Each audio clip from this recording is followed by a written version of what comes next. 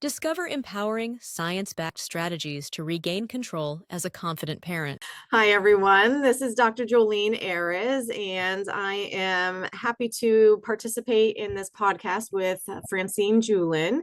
I'm here to talk with parents around feeling powerless as a parent and providing the science backed way to take control. Welcome to Parents Talk, the podcast for parents who want to raise confident, resilient kids and build strong self-esteem. Hosted by Francine Juhlin, aka Princess Francy, and founder of the Confidence Club for Kids. Each episode gives you actionable parenting tips, tools, and strategies to help your children thrive, break the cycle of negative childhood programming, and grow into self-assured, empowered adults. Let's get started. My private practice is focused with adolescents and adults and families. And my main focus of my clinical work is tackling anxiety and trauma. I'm a trauma specialist as well. But I focus a lot on anxiety because it's at the root of any mental health issue. And I present anxiety as a very general term. It's any uncomfortable feeling that we have. It could be sadness, anger, irritability, feeling scared. It's any uncomfortable feeling that we have because that's our body's way of saying, something's not right here. I don't feel like my normal self. It's that fight, flight, or freeze response. But I'm not just looking at the symptoms of anxiety because there are so many symptoms of anxiety.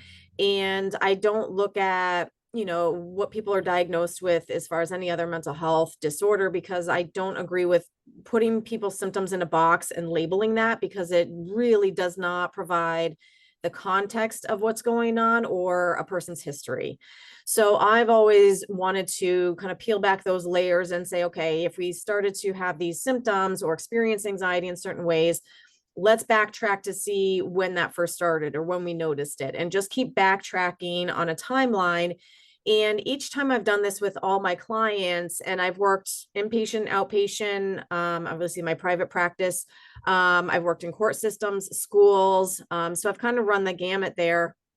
And every time I've gone back to identify what precipitated their symptoms, I've found that they were experiencing situations or circumstances where their personal sense of control was minimal or non-existent. So that's what I started to tap into, is that lack of control. When we don't have the level of control that we want or we need, that anxiety automatically increases.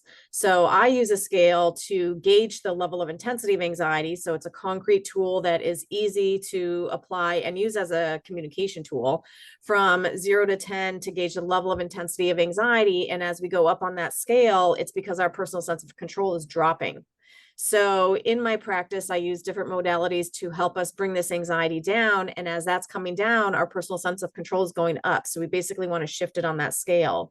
But tied into that personal sense of control is also our overall developing our overall sense of self, of who we are, figuring out who we are as a person, our confidence, our self-esteem. It's all tied in together. So when we are split on that scale and that anxiety is high and our sense of control is low, we are also very vulnerable to internalizing or misinterpreting and then internalizing these negative beliefs about ourselves, that I'm not good enough, I'm not smart enough, I'm a disappointment, I'm a failure. All of these negative thoughts are so easy for us to start to internalize.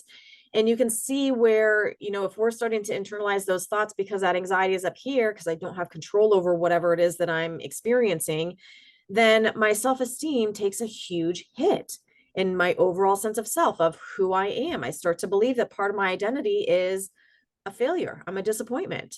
So you can see how much that anxiety really taps into our overall sense of self, but it's rooted in that personal sense of control. And the word control is what my clients and even younger students, I do consulting in schools K through 12, to provide more mental health education to the field around what's going on in the body and the brain when we have anxiety or trauma. But that word control really taps into everybody. That's what everybody can relate to. So on the cognitive end of it, there's where I'm trying to help people make sense of it.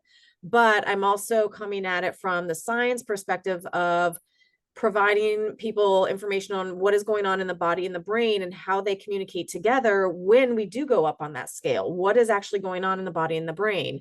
So oftentimes when people will have maladaptive behaviors or defense mechanisms, aggressive behaviors, substance use. I mean, it's really kind of any avoidance mechanism. But any of those behaviors, I'm not just looking at that at face value. I want to look at what were the circumstances when those behaviors were used, when we manifested these defense mechanisms. And I'm always able to identify a point of when the client does not feel a positive or a good sense of control. It's minimal or doesn't exist sometimes, especially with trauma.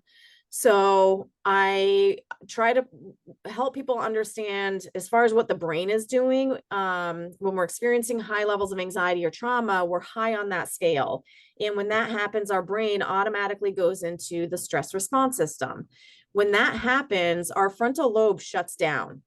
So the frontal lobe is responsible for all our higher ordered thinking, our problem solving, our executive functioning, and social emotional regulation, but it's not needed for survival. So when we're in circumstances where we do not have the level of control that we want or we need, or we're feeling threatened, unsafe, we don't have that control that we need, then our brain automatically goes into the stress response system, which activates the primitive parts of our brain to keep us safe and keep us alive. So here's where, based on what's going on around me, if I am not feeling safe and I need to protect myself, my body and brain are going to decide which defense mechanism works for me. Or I shouldn't say that, which defense mechanism is going to keep me safest and keep me alive. So I don't choose that. My frontal lobe at this point is shut off. I don't make that decision. I don't decide which defense mechanism I'm going to use. I don't choose to be aggressive. I don't choose to shut down. My body and brain decide that for me because they believe that that's what's going to keep me safe in that moment. So on the outside, people are going to look at that as a behavioral thing. I'm aggressive. I'm not able to be, managed. I'm unhinged. They're looking at it from just that face value of being a problem. They're not recognizing that in that moment, my body and brain are actually doing exactly what they need to do. And this is a very common misconception, especially with younger kids or adolescents, where they're always given the negative message that they're always doing the wrong thing. They're aggressive, they're doing this, they're doing that. But people are missing the understanding that in that moment, the body and brain are actually doing exactly what they need to do to keep them safe and keep them alive. Even if they're not in a life-threatening situation, the brain is going to interpret it as that. So they have a very healthy body and brain if they are becoming aggressive and they protected themselves, and then they're able to get out of that situation and recover from that high anxiety or recover from that trauma and get a better sense of control back up. So their body and brain are doing exactly what they need to do, but it's misunderstood. Something you said just really hit home with me. Trauma. When people said you had childhood trauma, I said, no, I had a good childhood. I had 4 parents. I had the best of both worlds. I had loving parents. I had a roof over my head. I had everything I needed. Well, that is all true, but my body was telling me that what I had wasn't enough, even though my brain was saying, I have enough. I have food to eat. I have a roof over my head. I have people who love me. My body was saying, well, that person has more. That person lives in a nice house. That person could go clothes shopping whenever they want to. That person goes on fancy vacations. Why can't I be like them? So there's that disconnect between the brain and what my body was feeling. Yes, absolutely. But I never got aggressive. I shrunk into myself and decided that I never wanted to depend on anybody to give me what I felt I needed. but that set me up for a whole bunch of different failures. Right. Yes. If we're not addressing the issue at hand, it's just going to snowball into other things. Yeah. Exactly. So I ended up joining the Navy because I got my education. They paid me to go to cool places. I got a really cool career, Right. but then I never had the life skills to break all of these codes that were placed in my brain when I was a child until I got ready to retire I retired when I was 57. So around 55, I started getting ready for it. And that's when I had this midlife crisis. Oh my God, what am I going to do with the rest of my life now? Aircraft electrician is the only thing I know, Right. because I didn't have that solid foundation built to know that I was safe to be me. Right. So how do you talked about modalities. So how would you address that in a child before they turn it into bad habits as an adult? You bring up a point of, kind of comparing yourself to other people. And especially as we get into our teen years or preteen years, that's something that is continuously happening. And we do it naturally because it gives us information as far as where we fit in the world. So there is a part to that is functional, but we are living in a culture today where it's taken to the extreme. We're constantly comparing ourselves to other people. And now with social media, I mean, everything is just so blown up. So what I'm trying to instill in younger kids and my own is to focus on themselves. Focus on what your body is saying and really trying to teach them to feel inward, listen to their body. If they're tired, we need to rest. If they're hungry, we need to eat, start with the basics, but really trying to listen to what your body needs and just learning your body throughout development.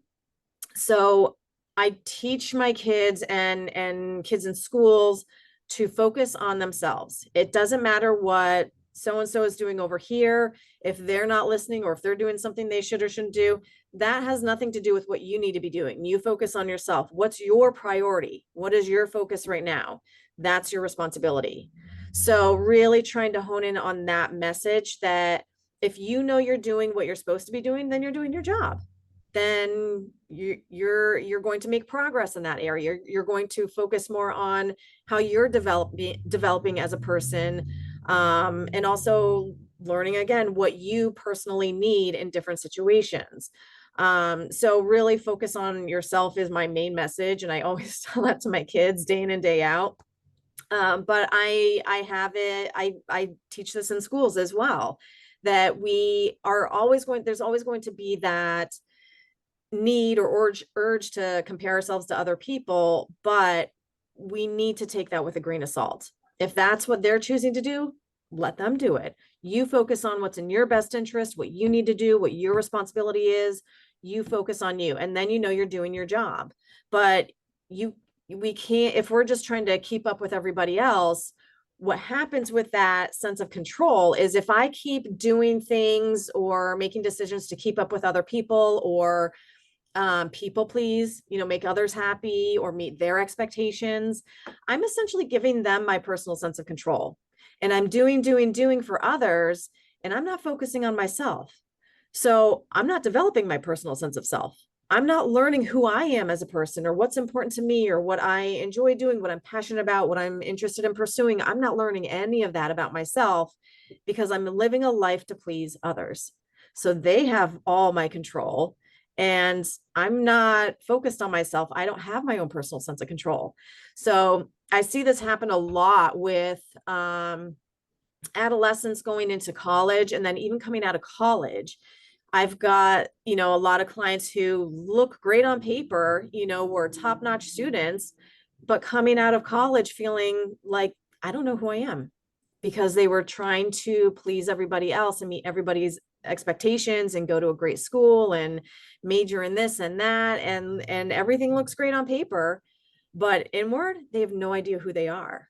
So I always go back to focus on yourself. And with that, setting boundaries, teaching kids how to set boundaries with other people and holding themselves accountable for what they need to do, as well as holding others accountable for their own behaviors or choices.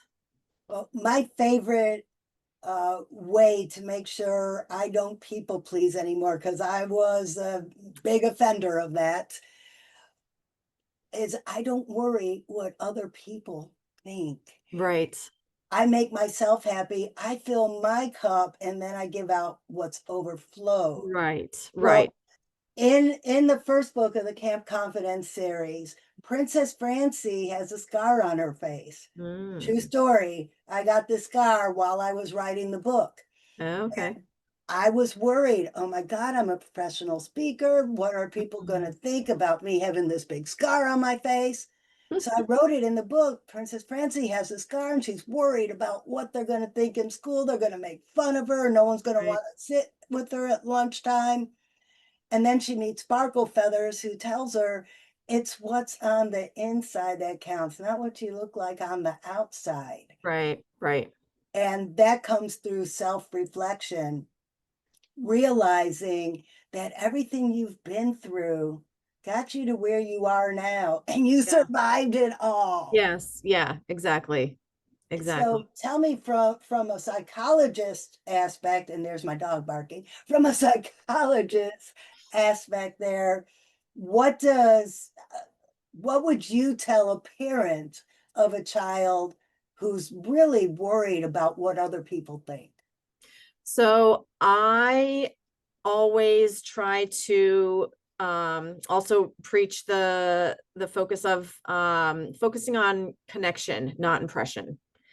People are going to know, being with you, if you are genuinely interested in getting to know another person and listening to them and having that reciprocated, you can feel that other person's energy, you can feel that connection, and it's genuine, versus trying to do things or look a certain way or present a certain way so others will get a good impression of you or judge you in a positive way or judge you in the way that you want to be judged.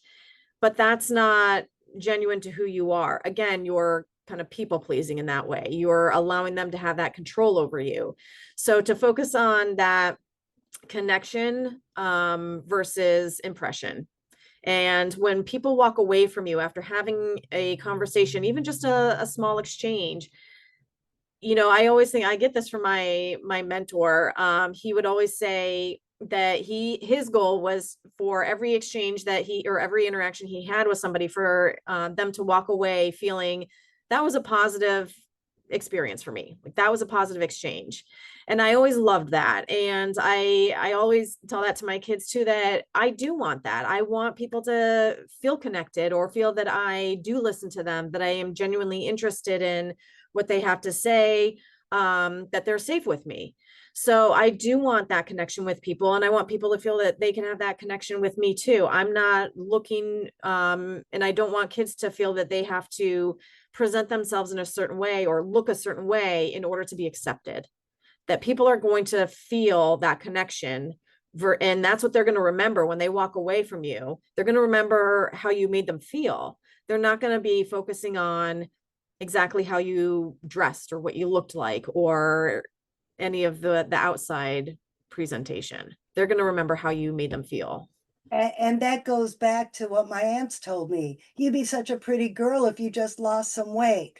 Oh my gosh, Right. I'm not pretty. I'm fat. Right. And that just stuck Yep. with me even now. Yeah. After losing 100 pounds and I'm 61 years old, I still, no matter how skinny I get, I look in the mirror and I see that fat little girl.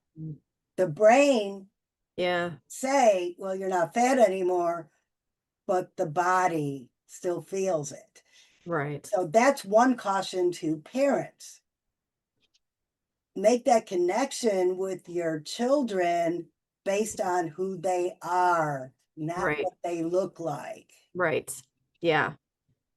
And to not try to put the pressures on the kids or expectations that they need to um present themselves or make the choices that you want them to make or that you would make.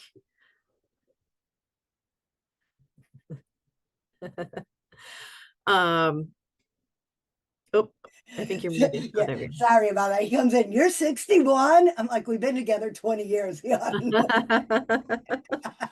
You can't for that. Okay, sorry, I broke. That's all right. But I want parents to think about the importance of kids trying to explore their own worlds, their own environments, and figure out who they are through their own interactions with other people. And that's what helps us grow and learn about ourselves, is through our social interactions and our own personal experiences. But if parents are exercising more control over that, trying to have their kids do things that they want them to do or that they wanted to do or would want to do, they're not allowing their own kids to explore themselves and figure out who they are. They're trying to make their kids fit this mold that isn't them, or oftentimes it may be them, but oftentimes it's not. They're not the ones exploring that and figuring that out themselves. So we need to be able to allow kids to have playtime, social interaction, get good sleep, have the structure, but have the play. Play is crucial to anxiety management, to allowing our body and brain to regulate the entire nervous system, brain development. That's when our brains are developing most, is through social interaction and through sleep. So when we are limiting the social interaction, especially nowadays, this is one of my big concerns, is there's so much time playing video games or on screens, on phones, just not doing the in-person interpersonal interactions. It's delaying the development of the brain. And that's one of my big concerns for kids these days. And I see the delay too, especially coming out of COVID. There has been a huge delay in the development of the brain. I could see it through different grades.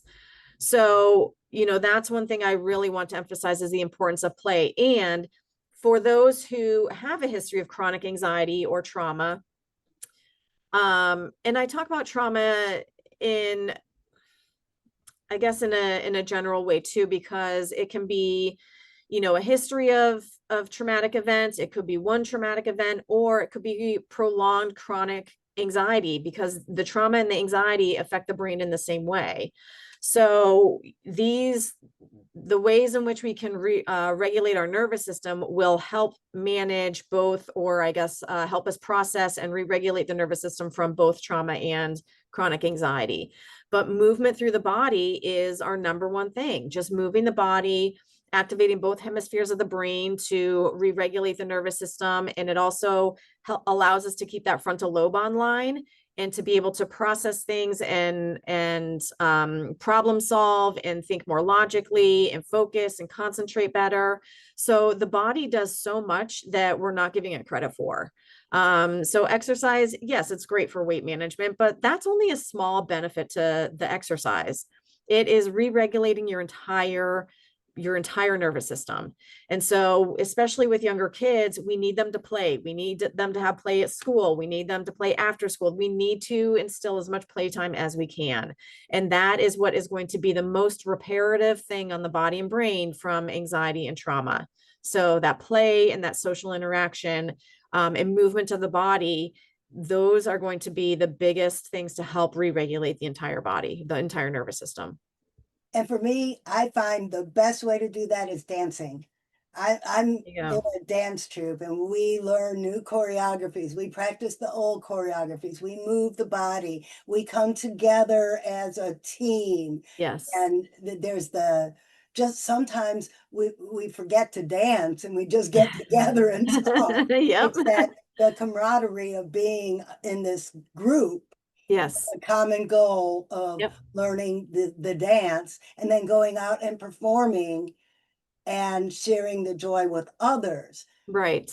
And it doesn't take a lot of equipment or money, just music. Just move your body. Yes. Yes. Exactly. I am not the best dancer in the world, but everyone says you look like you have fun when you're doing Exactly. It's it. what the body needs. And I tell people all the time, when they go up on that scale and they're either in that stress response mode or they know they're getting close to that overwhelming feeling, get up and move the body. Whether you're walking around or just like moving your feet, your hands, just tapping, just fidgeting with anything, doodling, students are always moving their bodies in school, which is their body is automatically going into what's called bilateral stimulation. It's activating both hemispheres of the brain in order to regulate the nervous system and help manage that anxiety. So as we go up on that scale, when we go high up on that scale, it's really only the right hemisphere that's activated. And the right hemisphere is more responsible for feeling those negative emotions. It's reactive. It's part of the primitive functioning of the brain. It was evolved before the left hemisphere. And even in our own personal development, it develops before the left hemisphere. The left hemisphere is more responsible for kind of the logical reasoning, and it labels what we're thinking, it labels what we're feeling. So if I'm feeling angry, my left hemisphere will say, yes, we're angry, but here's what we can do about it. My right hemisphere is going to feel the anger and react to it. So as we go up on that scale, that right hemisphere is activated and the left hemisphere is minimally activated. So what we need to do is to activate that left hemisphere to integrate and work with the right hemisphere and settle that guy down. And so again, remember when we go high on that scale too, the other thing that's happening when we go into that stress response system, our frontal lobe shuts down. So there's a message that is sent to the top of our brain to shut down that frontal lobe because it's not needed for survival.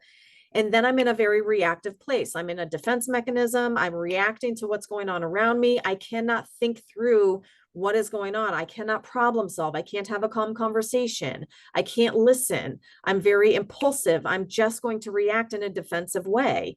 So my frontal lobe is offline. So if I activate that left hemisphere to integrate and work with the right hemisphere and settle him down, then I come down on that scale and my frontal lobe comes back online. Now I'm regulating my nervous system. Now I can actually think through what's going on. What precipitated that anxiety? What do I need to do right now? What is within my control? I can start to think through, do the cognitive work after I've been regulating my body and nervous system. But it's just through activating both hemispheres of the brain to start to be able to do that. And it's a very simple thing. And it only takes 1 to 2 minutes to do that. So getting up and moving around, moving your body, fidgeting. When you see people pacing back and forth or just fidgeting, their body knows instinctively, their body and brain already know I need to move and to regulate my nervous system. It does it on its own. It's not always something that we have to think about. Our body and brain do it on its own. That's why we see so many kids in school so fidgety and having a hard time sitting still. It's not a behavioral thing. Their body and brain are doing exactly what they need to do to regulate their little nervous systems, and they're able to stay focused and they're listening. They're still able to do what they need to do, but their body and brain just need to move a little bit more. Some people do, and they're doing exactly what they need to do. So these little restless bodies in the classroom, they have very, very healthy bodies and brains that are communicating to each other, saying, all right, let's move around. I'm having a hard time focusing, or I'm getting bored, I'm tired. Let's move around. That's what's going on in the body and the brain.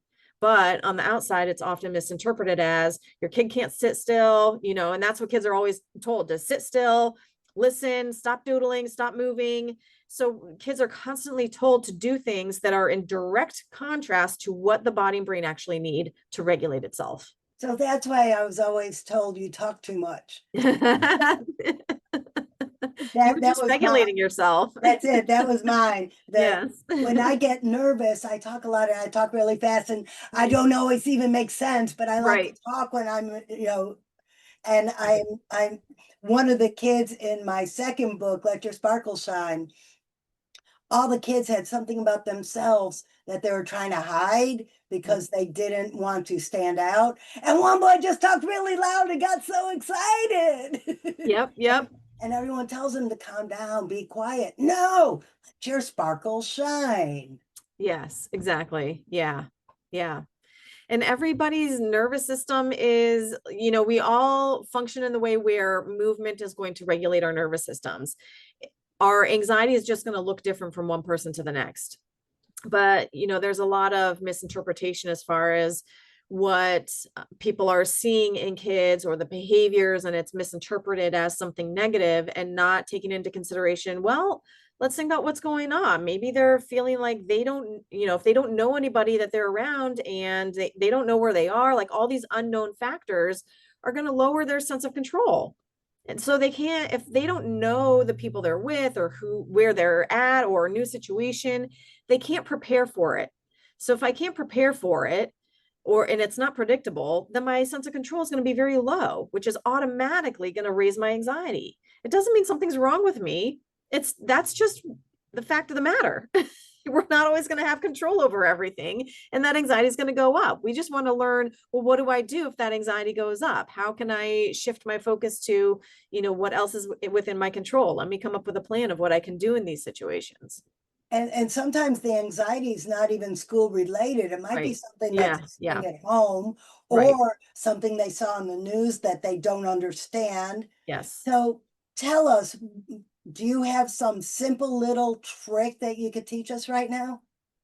As far as managing just any anxiety, or Yeah, or trying to bring the out of control in control. movement, any kind of movement. That's my go-to thing, movement and play, especially for younger kids. Movement and play. And, if teachers are able to, put a space where parents can, make a corner at home somewhere where it's just their own corner to go to when they need space or when they need to move, so it's not disrupting the rest of the classroom. It's not disrupting the rest of the house, but they have their own space to do that. Let their body move. It needs to move. They're not, and it's not going to, it's not going to continue for an entire day or night. It's just they need a little bit of time to be able to process that information, and their body needs to process that information and discharge that energy that's being pent up through that anxiety. So movement through the body is going to be your go-to thing. And you know what? That's some good advice for parents too. Yes, absolutely. Not just Absolutely. kids. I, Parents, you need to get up and move. I yes. remember I thought it was a punishment when my stepfather would say, "Come on, let's go take a walk after dinner." I Mm, thought we were being punished. Oh, I'm fat, and that's why you're going for a walk with me, right? But he's Japanese, and that's the way, that's what their culture did. right. But Right. my little fat brain told me it was a Right. punishment. Right. Yeah. Yeah, absolutely. Yeah, I encourage everybody. I always ask about sleep and eating, making sure that people get something in them in the morning, at least within an hour of waking up, because our body and brain need fuel to be able to do all this work. So, making sure that we're eating on a regular basis and kind of paying attention to fueling our body with the healthy nutrients that we need, but listening to the body as far as what we need too. I know what I need when I start to feel weak and shaky, or any of that. I try to pay attention to what I'm eating and try to provide my body with that nourishment that it needs. But also with movement, I know for myself that exercise has always been something that has calmed me. That's been my time to have to myself.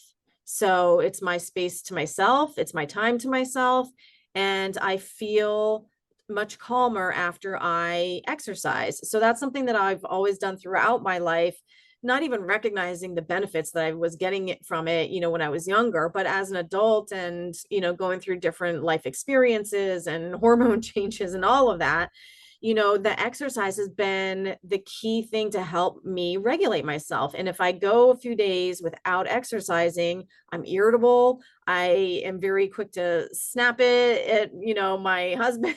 I just don't have the patience that I normally do. I feel it in me. My body is feeling it. It's cringing. So I need to have that physical relief. I need to, or release. I need to just move my body and to be able to re-regulate my nervous system. And then I'm fine for the rest of the day. But I've always noticed that that is something I need. That's my medication. I need to make sure that I'm getting movement in pretty much each day. Some people might think this is strange, but in addition to movement, I need to go outside and plant my feet on the ground, Yep. in the dirt, Yeah. Yeah. grounding. Grounding yourself. Yeah. Yeah, I think Absolutely. that I get cramps in my feet and legs. Mm. Um, it's funny. I was in the habit of doing it anyways, walking around barefoot in the garden and taking my shoes off, when I go out for my afternoon stretching session when I worked. And then it was cold outside, and I kept my shoes and socks on for days because it was just really cold outside. And I went in for an acupuncture treatment. I said, my feet are really hurting. So she did the acupuncture and said, your prescription is to go out and put your feet in the dirt. And would you know, I did. And within just sat there and meditated for 20 Mm. minutes with my feet in the ground, and all the pain went away, Wow. all of it. Wow. So imagine kids who don't know how to articulate this. Right, exactly. And that's another thing too with the left hemisphere is with younger kids, it's not developed yet. It doesn't start to really come online until around 6 or 7 years old. The verbal part of our functioning is housed in the left hemisphere as well. So we're asking kids to communicate, what are you thinking? What are you feeling? Why did you do that? Explain why you did this. They can't. They don't have the verbal capacity. Their brain is not developed yet to do that. So then they're stuck and they're saying, oh, I don't know, because they don't. They cannot explain it to you. But we're putting this expectation on them that's unrealistic to explain exactly what they're thinking and feeling, and they can't. They're not developed to do that yet. So that's another misunderstanding too. As they get a little bit older, you'll notice an increase in that ability. And if we're, as parents, we want to be able to kind of provide verbiage or kind of teach them that communication so they learn that. But we need to understand that we can't put these expectations on kids to know and understand and communicate these things to us clear as day as adults. They don't have the brain capacity to do it. It's not developed yet. And I'm just thinking about my puppy tearing up my pillow, and I'm looking at her, Daisy, why did you Right. do that? Expecting a response, right? Right, right. Now, what age do they get past that puppy stage where they can actually respond and tell you why they acted that way? So I would say between 10 and 12, they're really starting to be able to articulate more, maybe a little bit earlier. I mean, it depends. It's kind of a loose window, but I think the more that they're exposed to dialogue at home, communication at home, they're going to be able to do that more effectively and develop that more quickly as well. So the more communication there is at home, the more communication there is with parents rather than just giving out consequences or punishments or not spending time with your kids. There needs to be time with their kids. There needs to be dialogue. So the more communication there is, then they'll be able to develop these skills and these understandings and verbiage and communication skills more effectively. As you go through your adolescence, they'll be able to articulate more. But still their brain is still developing. Still have a lot of time to develop that. So there's still a lot of impulsivity. There might be more regulation, but you're still gonna see a lot of defense mechanisms, comparing themselves to other people. They have a hard time staying focused on themselves. So you'll still see that, but it does get less as they're getting older, or it should. We hope. Okay, I like that they should. What happens if a parent recognizes that their child isn't progressing toward that regulation? So you want to really, again, focus on the individual. It might be a slow progression. And if it's typical of what they've always been presenting, then they're right on track with where they have been. So we want to be careful to not compare their progress with another child's progress. It just might be where they're at. There might be other circumstances that are playing into that we want to explore, whether it is social, academic, home, just other stuff going on, a lot of changes going on in their lives. So there's a lot of different factors that could play into that. But if they're making progress, that's really what you want to focus on. Even if it's slow progress, it's progress. And that might just be their own path, their own continuum. It's just a little bit slower than what you might expect from somebody at that same age. So just like adults who are trying to make big changes in their life, baby steps are good steps. Yes. Don't expect overnight success. Yes, exactly. Every little baby step is a piece of the success. Yes, absolutely. Yeah. And seeing the effort that's being put into it. If you see your kids putting in that effort to be more aware of their choices or change their behaviors in any little way, if you see that effort, then they're doing their job. We can't expect them to, have a perfect, record of changing their behavior immediately, or, just be having full awareness around every single choice that they make and behavior and everything. It just doesn't happen that way. So if we see them putting more effort than normal, than what they were doing before, then they're doing their job. They're putting the effort into it. But the other thing too is that we don't see how much effort they put into it up here. We're just seeing what's on the outside. And I had this issue with my son too when he was in second grade, and he would get up from his seat all the time. He would finish his work really quickly, and then he would be bored and he would just go to the cabinet or get stuff out, and he would get up while the teacher is talking. So we would go over, the basic rules that, don't raise your hand if you need to get up, and wait for the teacher to be done talking. And he's saying, I know. And he understands it all. But then the next day he gets up and he does it again. So I'm thinking, where's the disconnect here? And actually this was coming out of the pandemic, where he was in kindergarten when it hit, and then was only in school 3 hours a day with the masks on for first grade. And then second grade is when they started to really reintegrate. But during that time, especially during first grade years, that's when you're supposed to start to learn more social rules. They didn't get that. They didn't have that in school.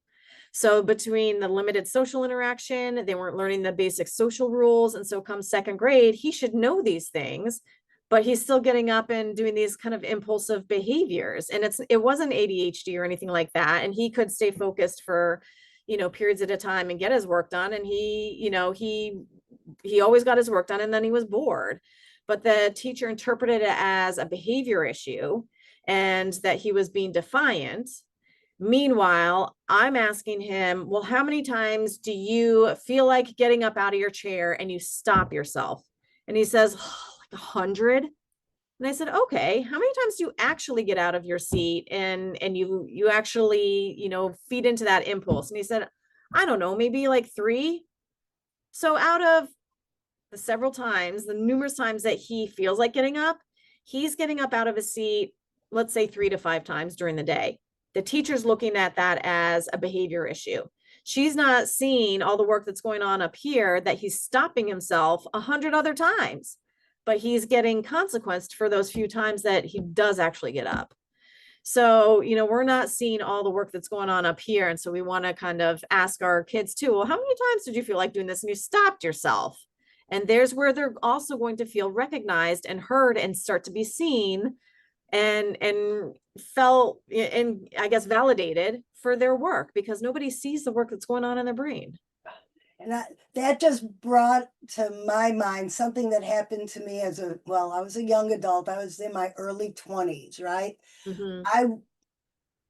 I was given a job as an aircraft electrician, and I was new, barely gone through school. Mm-hmm. And they handed me a book and some tools and said, here, go do this. And it was things I was totally unfamiliar with, like drill a hole and stuff like this. And I did not have, I had the hand tools. Right. I didn't have the knowledge tools, but I followed the book. I went through step by step and took my time. Mm-hmm. And after the 8-hour shift was over, the job was done and everything worked right. And I got reprimanded for taking too long. Oh, okay. Yep. Never asked me what took so long. Why did it take so long? Right. Did you know how to do this when you started? I was proud of myself for figuring it out. Right. But I was reprimanded for taking too long to do it. So how many times do parents or teachers do this to kids? Kids are so excited that they did Mhm. something. Yep. Well, why'd you only get a C on it? Right. Exactly. Well, you And then you're didn't. planting that first cognitive belief that they internalize of, well, I'm not good enough. I'm not smart Exactly. enough. And there you just lay the foundation there. Yep. Exactly. Like, well, second grade, I needed glasses. They didn't figure it out till the fourth grade. Ooh. In second grade, they were sending me to special ed classes. They thought I had a learning disability. So by the time I got to fourth grade and I got my glasses, I'm like, I'm not dumb. I just couldn't see. Right. Right. Exactly. Yeah. Yeah. There's so many other factors that play into this. So we can't just make assumptions based on, the behavior that we're seeing. And that's why Princess Francy, she's my inner child. She's the character in my books. Well, Okay. in book 2, Let Your Sparkle Shine, all the kids have something that they didn't want to share with the world. Princess Francy didn't like her glasses. So in book 2, Princess Francy gets her glasses. Okay. There you go. Make it cool Like for that. kids to wear glasses. Exactly. Yes. Yeah. And just do what's right for them. What's in their best interest, not what other people think they should do. And not worried about being called Four Eyes, Yeah. which that's a whole nother issue, is why did the kids call me Four Eyes in the first place? Right. But then that's a whole nother episode. uh, Well, that's we are running out of time here. Are okay. there any last words that you want to tell parents? Like, number one, how could they get in touch with you and maybe, make an appointment and get some of your professional help? Sure. You can reach me at my email, which is drjaras@gmail.com. So it's DRJARAS as in Sam, Z as in zebra at gmail.com. drjaras@gmail.com. And I'm happy to answer any questions. I do have a book that I wrote around the science behind what's going on in the body and the brain when we have anxiety and trauma. So I give you more background behind that. My book also includes some cognitive objectives that you can work on at home, as well as more of the physical objectives of working through the body to change the brain. So it's pretty comprehensive and it's applicable for all ages. It's readable for adolescents and adults, but parents, you can take all of this stuff and apply it to yourselves as well as for your kids. So I'm happy to answer any questions or reach out to me with any other inquiries. Big question. How do they find your book? Oh, you can get it on Amazon. It's called Why on Earth Do I Feel This Way? It's understanding anxiety and mental health through control theory. So the main title is Why on Earth Do I Feel This Way? Perfect. Yeah. So you heard that, everybody. Get her book. And coming Mhm. from a fellow author, this is a public service announcement. All authors love reviews. Please Yes. get our books and review them. Yes. And if you love it, by all means, give me a 5-star review. If you don't love it, tell me why. Yes. I can make the next book better. Right. Exactly. Thank you so much for being on Parents Talk. And Thank maybe you you. could come back again and we could hit some other topics. I would love that. Absolutely. Awesome. Thank you so much. All right. All right.